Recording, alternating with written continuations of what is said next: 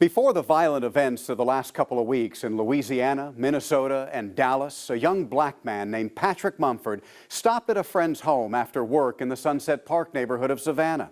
That friend had a warrant, and 3 Metro police officers were on their way to serve it. What happened next became a classic tale of 2 cultures colliding. Each had his own reasons for why they responded to the situation the way they did, but one thing is clear: the body cam video many of you have already seen is anything but cut and dry. Tonight, I ask only one thing as you again view this video and the facts behind it. Open your mind, be the cops, be the suspect, but be aware that this is nothing unusual when it comes to cops and young black men and what they face in our community every day. It's February 1st, and Metro Corporal Charles Wilson is the first on the scene, the first to begin speaking with 24-year-old Patrick Mumford. How you doing, sir? This home on Martha Street is the home of the man they're looking for, and within seconds, the 3 white officers are wondering if Mumford, dark-skinned, 5 feet 5 inches tall, 135 pounds, could be their warrant suspect, Michael Clay, light-skinned, 5'7", nearly 200 pounds. What's your name, man? What's your name? I'm going to ask you one more time. Okay. We probably need to talk to you. So what's your name? A call for Ashley? 12,608. Mumford gives his first name, but in a statement issued after our inquiry about the incident, Chief Jack Lumpkin says it was, quote, unclear to the officers. They proceed as if Mumford is their man. Okay. Stand up. Stand up. Turn around, put your hands in the car. What happened? Turn around, put your hands in the car. What I do? Man, what I do? Y'all ain't telling me what I do, man. Dude, you got a warrant, dude. You got a warrant. These officers are either unaware or not concerned they have the wrong guy, and at no point throughout the entire ordeal do they ask him for ID. But keep in mind, this is all happening in front of their warrant suspect's home. Patrick recalls how he was feeling at that moment, just seconds into the incident. They trying to pull me out the car, and I'm trying to go back in, because I'm really scared of all the police, and like I'm not really knowing exactly what's going on. So at the same time, I really don't know what to do or what to think. No, man. Hey, Jack, call my people, Jack. No, man. You got a taser? No. Why not just, they say, who are you? I'm Patrick, here's my ID. Why not just do that as opposed to saying, what did I do? I'm not giving you anything. Yeah.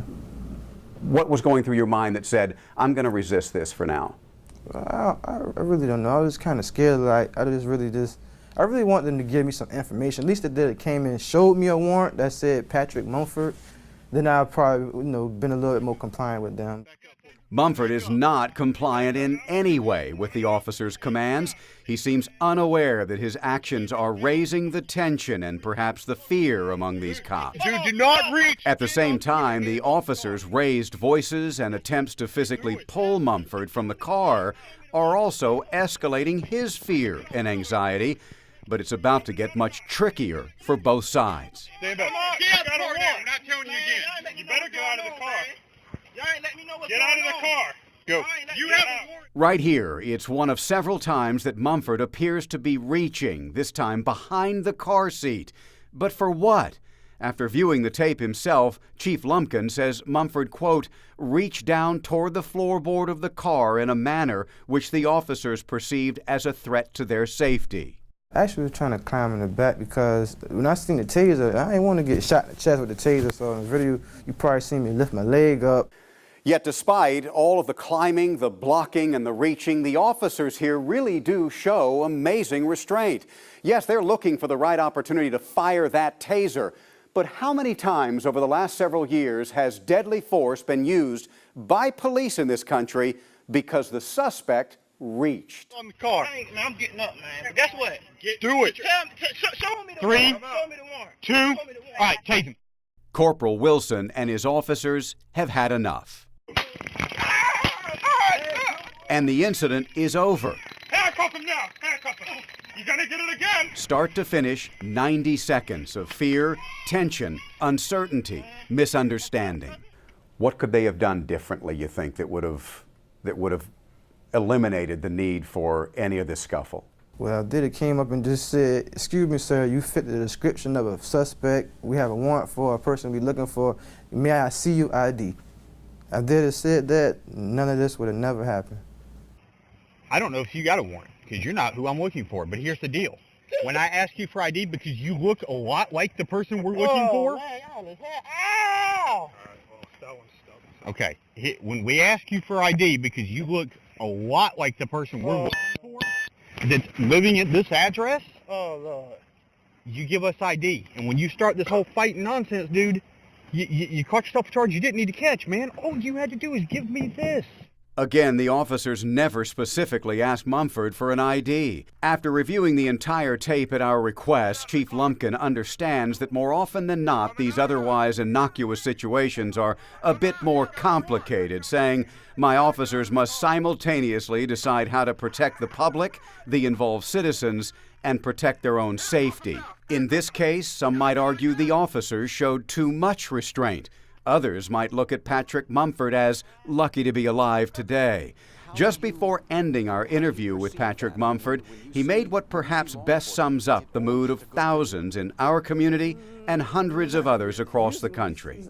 You're a human being just like me. You just have a badge. It's just a job. I mean, you should just come at people a different way, better. Okay, it's not like we came up here just saying, hey, we're going to jack you up, okay? The chief and internal affairs at Metro Police began their investigation of the actions of these three officers after we made the department aware of the video and the potential issues it raises. As for Patrick Mumford, the consequences of that February night could be much more devastating. You see, at the time of the incident, Patrick was on first-time felony probation for a nonviolent drug offense. That's a program that allows first-time offenders to have their conviction erased if they follow some very strict rules. Patrick just got his associate's degree, had been holding down a full-time job, and had stayed out of trouble for years, following that probation requirement to a T, until the obstruction charge that February night. The charge was eventually dropped, but probation still considers it a violation, meaning Patrick could go to prison for 7 years and be tagged a felon for life. Patrick's probation hearing is in September.